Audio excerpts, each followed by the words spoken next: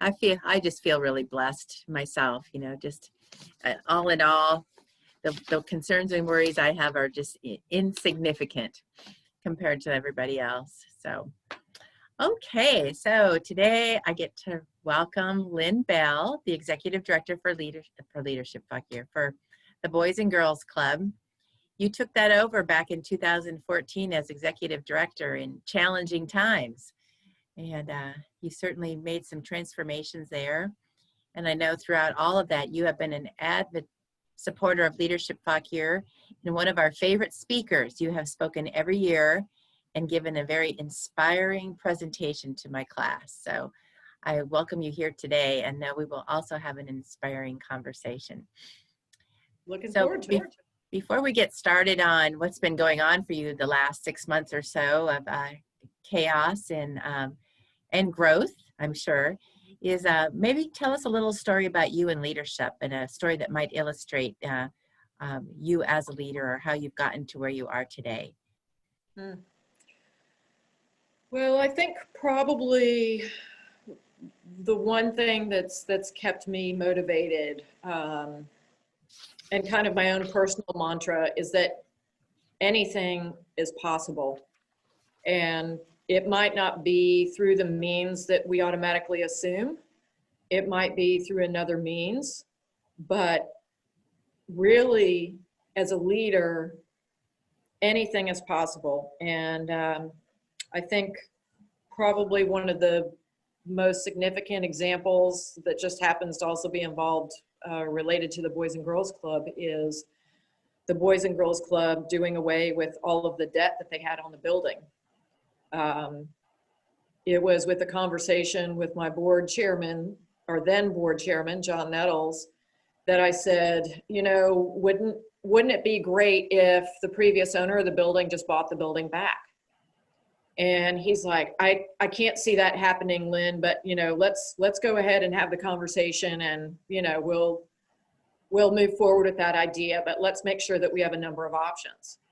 Well, lo and behold, right after we had that conversation, the club received a bequest or an estate gift from a couple who didn't designate it. They just said, use it where it's most impactful for the club. And fast forward 3 years later, actually, yeah, I think it was 3 years later, 2.5 years later, we were able to negotiate the previous owner of the building buying it back, and we used some of that funding to actually bring cash to him at the table. So just having that mindset, truly, that anything is possible, and it might not always be in the way that you can even imagine. It might be another way where you just stay open to it, you stay aware of your surroundings, aware of the information that's coming to you, and make sure that you allow yourself the white space to connect those dots of energy that are coming towards you on a daily basis. Mm-hmm. I also happen to be a faithful person, so I believe that, where there's a will, our Creator is going to make a way for sure. Whether or not you align with those beliefs, I definitely think the universe works with us in many ways if we do things for all the right reasons. So I think that's the best possible example. So back in February of 2018, we were able to shed $1.4 million in debt and come out of it clean, completely clean. So that openness, that optimism, that tenacity, that belief that absolutely anything is possible, I think is really kind of my own personal mantra. And it's not always in the time or way that you think, but you have to be open to just letting it happen. Yes. And you're right about that. It isn't always an either or. There's one option or another option, that when you open up to possibility, possibilities show up. So yeah, absolutely. And you just have to be open to them. You have to be aware. Yes, open to them and aware. That's it. Good little story for leadership, and a pat on the back to you. It's so nice to see that. So shifting to now, March 2020, all of a sudden things look a lot different, don't they? And what instincts kicked in when you realized that there was a lot of shifting and changing, that you had a lot of moving parts to work with? How did you get rolling with that? Well, I probably, like everyone, there was a little bit of, I'll just say, fear in the beginning. And you start thinking, for me, it was about a fear or concern, I suppose, about our kids first and foremost. So really that means our mission, the kids that we serve. And then I start thinking about our commitment to our staff. We were in the process of preparing for what could have been our biggest summer yet, where we double our staff size and pretty much double the daily service of kids that we have. And we double the time that we spend with them. And we were working hard to gear up on that. And then with COVID, immediately I went into thinking, okay, I've got to keep my eye on the ball. Really have to continue to look ahead. No matter what, have to make decisions based on our mission. Even if our mission means that we serve fewer kids, it's all about making sure we can serve the kids who need us most. So it does kind of harken back to that idea that anything is possible. I will say, though, one of the biggest challenges, I think, is the fear that set in everybody else's mind when I kept saying to them, we need to figure out how to serve our kids. We need to figure out how to serve the kids who need us most, because the majority of the kids that we serve, not all of them, but the majority of the kids that we serve are definitely better off with us than they are in their own homes, unfortunately. And that created a lot of concern, almost fear for me. What is going to happen to those kids that we've come so far with that now are not going to have access to us? Mm-hmm. So really, again, thinking that anything was possible. But for me, I think I envision myself a bit of a tightrope walker. You cannot look down. You can't look down. You have to keep looking ahead at where you're going. And that was really what kicked in. So we made a Shrink to Thrive plan, and I had a full meeting with all of our staff about what that could look like. I let them know that I would support them should we, at that time, we hadn't decided yet, but should we decide to furlough some staff, I let them know that I would support them in their applications for unemployment. I gave them all the links to unemployment. I gave them links to other job opportunities. And I just said, look, I want to be here for you, but I also have to be here for the organization. So again, looking ahead and making sure that we care for the people that care for us. Reaching out to our donors, checking on them, asking how they are. We just kept forwarding our relationships, forwarding our planning for some kind of summer, even though it was going to be at a much smaller level, forwarding our planning for how we created a staff development program, using the time that we had. And we did file for a PPP, and we did receive those funds, but I was very adamant that we were not going to pay people to go on leave unless it was leave that they had already earned. I was adamant that we were going to use that to forward the organization. And so we created a very strong staff development program. I paid the staff their normal compensation rate to do Boys and Girls Club trainings or other safety trainings. We looked at some safety features for the club, and of course, all of the personal protective equipment and supplies, cleaning supplies, that sort of thing too. But I kept thinking to myself, how are we going to come out of this stronger? We've got to take this time that we don't normally have, because we didn't usually have time with staff to do really intense training. So we have to come out of this stronger. And that was what really kicked in as March we went on into March, and then in April, when the governor was a little more clear about the closure and how long it might be, and the statistics that he was going to be looking at for any possibility of reopening, those items, how are we going to come out of this stronger, even if we're slightly smaller? Right.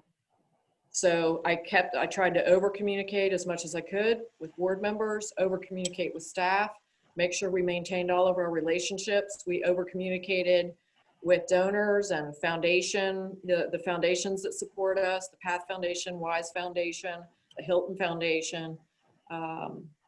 And I think that communication gave everybody at least a little bit of confidence and reassurance that we were really looking out for them as well as for our kids. Yeah. So you were actually blessed with having some extra time, right?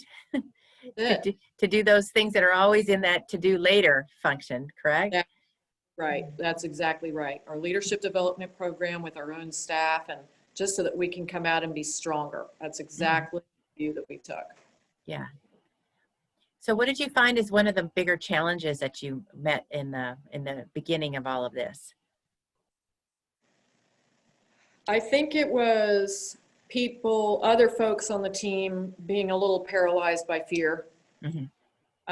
Obviously, COVID is a serious thing. I definitely want people to be well. Yeah. I definitely didn't want to jeopardize people's health. But we have a job to do. And when we're not providing service, our kids are the ones that suffer. And I couldn't live with that.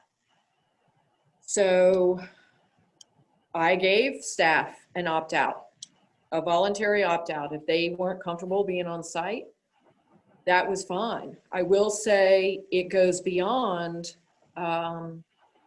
even just the staff. There was so much fear and uncertainty among officials in the healthcare world, officials in social services. They all know there's a need there, but because of our litigious society, everybody wanted to take the more conservative road. Yeah. And I want to emphasize, I first and foremost want to keep everybody well and healthy. I didn't want to take unnecessary risks. But I also, I think anything is possible. I think there's a way to maintain a certain hygiene. I think there's a way to protect yourself.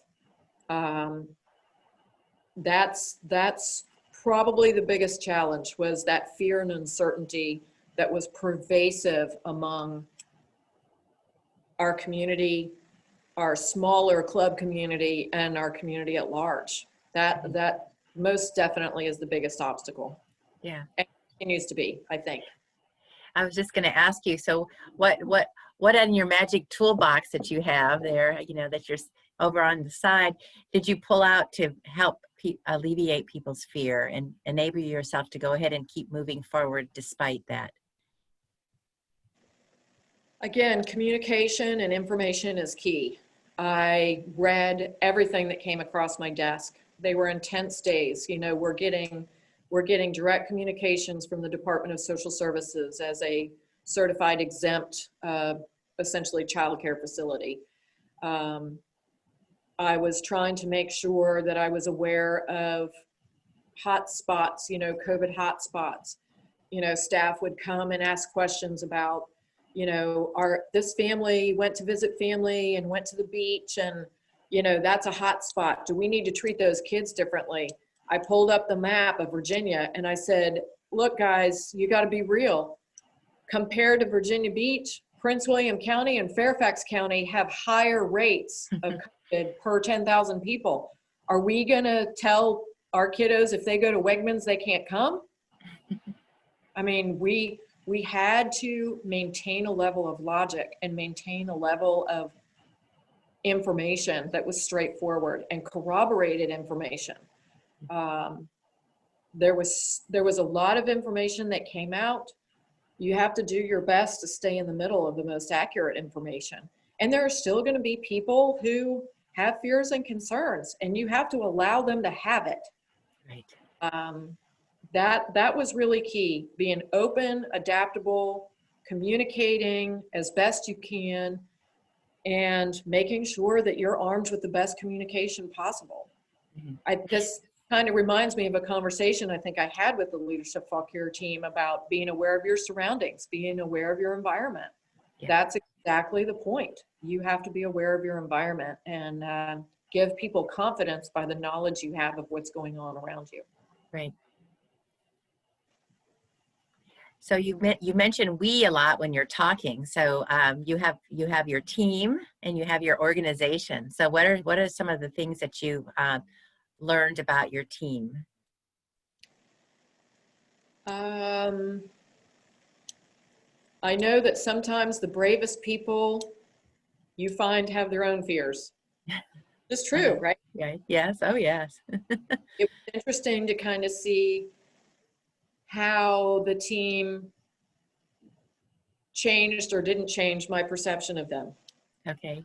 And again, people change and they respond to things in different ways. Yeah. That more than anything though, and I'm not going to say as a leader, leaders still have fears, you know, maintaining all of those relationships while doing your best to understand where they're coming from and still give them information and confidence that you really have the best interest of the organization in mind. And that means everybody in the organization. We do our best to really emphasize team. Let's face it, leadership is really about empowering other people to do great things. You can't be a leader if people don't believe in what you're doing. Right. You're a person out for a walk. You know, if no one's following you, you're just out for a walk. So it's like the idea of the organizational chart. You know, very often organizations develop an organizational chart where they have the CEO or president at the top, and then you've kind of got the next level leadership team, then you might have the next level leadership team, and then you might have the next level.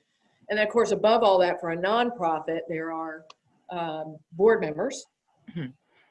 I actually think that the organizational chart needs to be flipped, because if I don't do my job, no one else can do their job. I'm the one that's empowering everybody else to do their job in my role, or the CEO, I should say, in general. And that's true even with the board. If the board doesn't do their job, the CEO can't do their job to help everyone else do their job. So that idea of team, and let's face it, we're human. We get scared. We disagree on things. We just kept encouraging each other to look ahead. You know, it's a great team, and we really try to do the best that we can to be as inclusive and informative as we can, and make sure that we create conditions for each other's success as well as the success of everybody else on our team. Right. Right. Really is performing the programming on the front lines. So how did you know you were going to be, how do you know you're successful? I think from an outsider's viewpoint, it looks like you've been a phenomenal success, Lynne. So for you, you know, when you decide to go off on and do something and take charge and lead your organization, did you have milestones, or you had a sense of how you were going to know if you were doing the right thing, doing the job that you wanted to do, carrying out the mission? Yes, we did change it a little bit. So right before COVID, our board sat down in a strategic planning session, and we basically picked out four areas that we wanted to focus on. We wanted to serve more kids, which obviously that's really hard right now. We wanted to continue to improve our programming. We have a continuous commitment to excellence in our programming. So we are constantly looking for better, more impactful ways to do things. That was still kind of possible in a different sort of scale with COVID. The third thing was that we were going to look at the possibility of future facilities.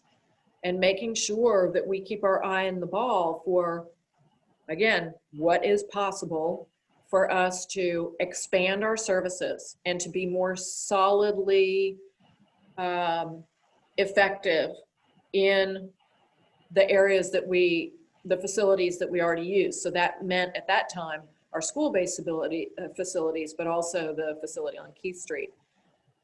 And then the fourth thing was to continue to develop our board so that they can be a highly functioning, well educated board of directors.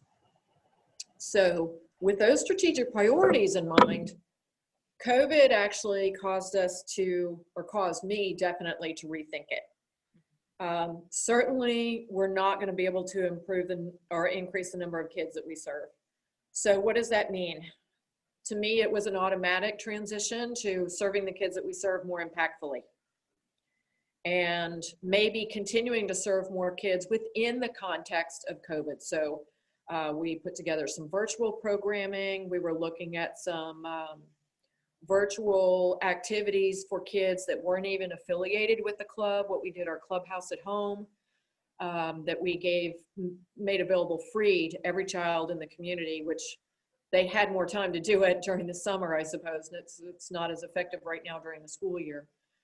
Our continuous improvement for our programming is still in place, and that's part of our staff development piece too. So we transitioned our staff development towards not only leadership development, developing future leaders of the club or of other organizations, but also how do we improve their performance and their impact with our kids. So that staff development and more impactful and effective programming is still in place. The facility piece we are still looking at. We have some good opportunities that have been shared with us. I'm very grateful, but I can't really speak to them right now. But continuing to look at the most effective places where we can serve kids. We are grateful for our partnership with the school system, but it's made it very hard not having dedicated space, for instance. And they are so gracious in hosting us, but they're a school first, I get it. So we're continuing to look at ways that we can serve kids in Cedar Lee or southern Fauquier area, and possibly either Vent Hill or the Marshall area, where we're not necessarily limited by the constraints of being in a school. As wonderful as having those opportunities are, we definitely want to have a little more control over how efficiently we use the space. And then the fourth thing is, and this was a hard sell with our board, but the fourth thing is, as we continue to develop our board are all business owners and business leaders. They had their own priorities during COVID. So helping them to actually re-engage with that priority, that goal of being a highly effective and highly educated board, I think we've just now turned the corner on that. But again, they have their own businesses and their own families and their own concerns during this time. So it's with a bit of moderation that I keep pressing, even though I know that I'm a bit of a pit bull with a bone sometimes. But nonetheless, it's really all about the organization. And so I try to encourage them to be thinking, these are choices that you guys made. I was there for strategic planning, but these were decisions that the board themselves made. These were not Lynne's decisions. So doing what I can to help encourage them to continue to develop themselves as highly effective board leaders. We're making headway in those pieces, but everybody, anything's possible, but always in its own time. There you go. So before you said that, the word patience was coming to mind, and I think that's sort of what you were just kind of alluding to, that you can set some things in motions, but need to be a little patient with it. Yeah. Yes, and that's not my strong suit, I will say. Especially when something's important to me, I like to press it a little bit too much. I've been told that I'm a bit abrasive, and that's okay. I'll take it. At least Well, see, I was gonna wonder if I would go there and say, gee, what leader, what attribute did you find that you could probably use more of? And then that word patience showed up in my mind, and there it was. So, Yes. but it's good to smile at ourselves, isn't it? Sometimes, and take a look and get it. Sometimes you got to do that. Yes, yeah. So as we start to wind down our time here, if you could think of, we've talked for 20 minutes now. If there was one thing you wanted to leave the people watching today, one thing you'd like them to remember from our conversation, what would it be? Don't look down. Keep looking at where you want to go. It may be a short trip right now, but you have to keep looking at the long game at some point. Small achievable goals, one step at a time, but keep looking up. That idea of a tightrope walker or a rock climber. If anybody's ever been out where you're actually billeting in on the rock and finding your secure spaces, areas where you can bolt in to protect yourself in case you fall. That's really a great model for life. Get to a point where you can secure yourself in, but don't look down. Keep looking up at your next point. Keep looking up at your next goal, because the ultimate summit is where you really want to be. And so look ahead for the long game, look ahead for the summit, but you've got to also see those little interim goals too. But as soon as you look down, that's when things start getting scary. And so you don't want to set yourself up for your own fear, to exaggerate your own fear by looking down at what could happen in a fearful way. You've got to continue to look up at each strategic goal, whether it's a foot from you, whether it's a mile from you, whether it's a universe from you. You've got to keep looking up at each next goal towards the ultimate goal that you want to achieve. That's why I always love to talk to you, Lynne, because you have the way of making something simple and feel inspiring. That's just absolutely perfect. Absolutely perfect. Thank you. I feel my thing. Are you? Oh, good. So I'm going to go ahead and turn the recording off.